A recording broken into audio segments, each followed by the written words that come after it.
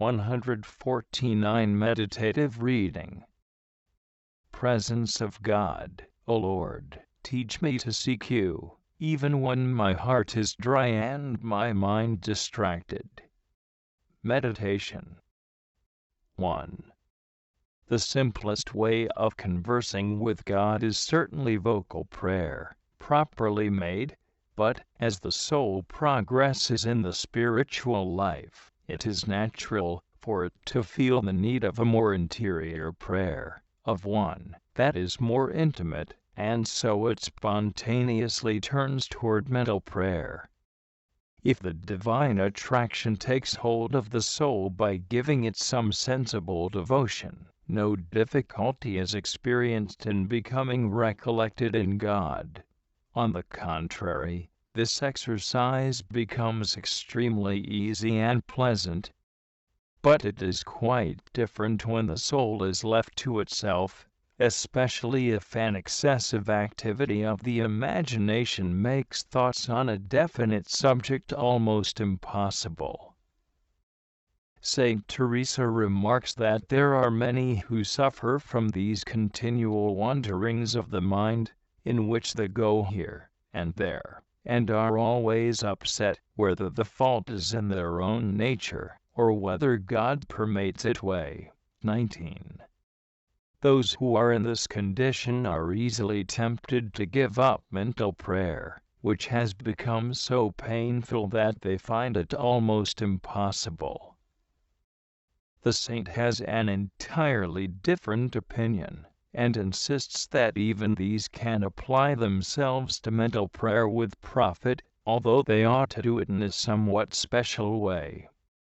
This way consists in helping themselves by reading a book, which, she says, will be a great help to recollection, and is practically indispensable. Let them read, therefore, even if only a little, but let them read life. 4.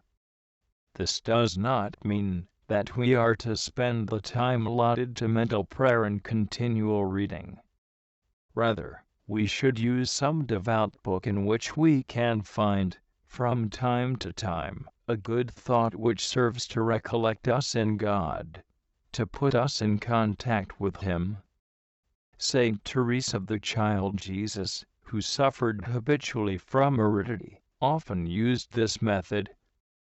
In my helplessness, she said, the Holy Scriptures and the Imitation are of the greatest assistance. It is from the Gospels, however, that I derive most help in the time of prayer. I find in their pages all that my poor soul needs, and I am always discovering their new lights and hidden, mysterious meanings.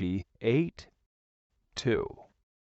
Saint Teresa of Jesus, who before she was raised to the highest states of contemplation had long known aridity and the torment of importunate thoughts during prayer, confesses, I passed more than 14 years unable to meditate, except with the help of a book. With this help, I was able to collect my wandering thoughts, and the book acted like a bait to my soul.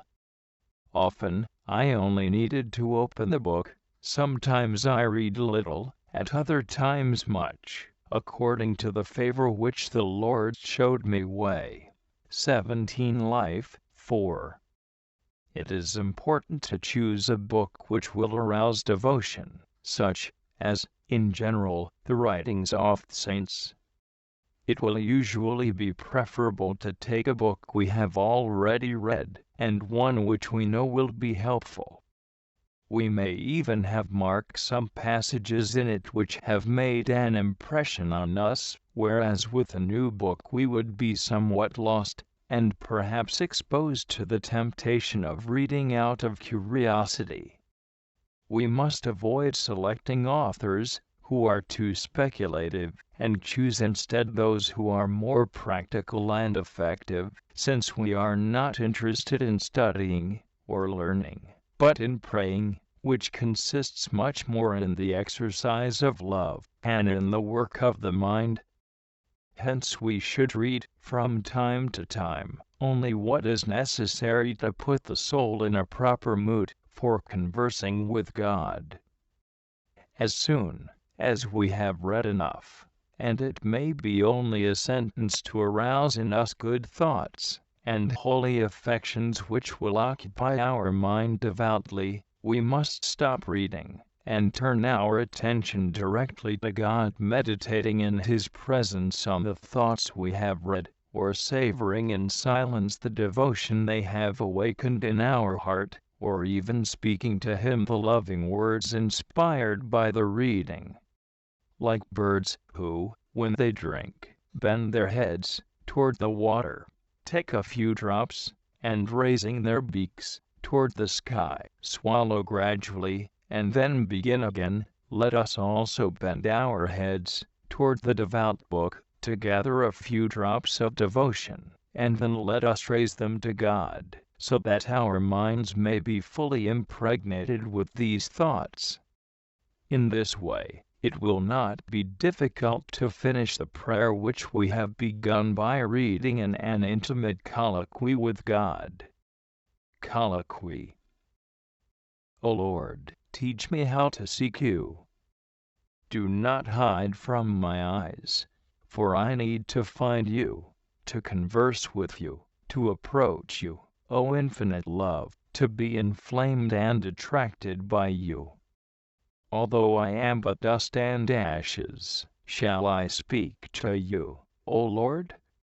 Yes, from this vale of tears, from this place of exile, I dare to raise my eyes and fix them on you, supreme goodness.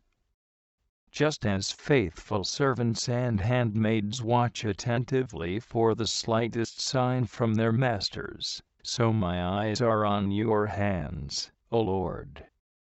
I beg you, have mercy on me. O good God, have pity on the work of your hands. I am incapable, Lord, of formulating by myself any good thought, since all my sufficiency comes from you, nor can I worthily invoke your name without the help of the Holy Spirit. May it please you, then, to send me your Spirit, in order that the rays of your light may shine down upon me from the height of heaven. Come, O sweet Holy Spirit, come, Father of the poor, come, dispenser of graces, come, light of hearts, come, wonderful Comforter, come, sweet guest and refreshment of our souls. Your rest and toil, dew on a summer morning, consolation in sorrow. O blessed light, fill the inmost places of my heart, compare Saint Peter of Alcantara. O Lord, enlighten my heart, for without your light, without your Spirit, even the holiest books leave me cold and dry, and do not speak to me of you. When, on the contrary, you come to my aid, and give me your interior grace, then everything is illumined with a new light, and even the simplest words are food for my soul. Grant me then, O Lord, this grace, without which no reading, however sublime, can inspire me with devotion, no reasoning, however lofty, can move my heart to love you, and my will to accomplish good,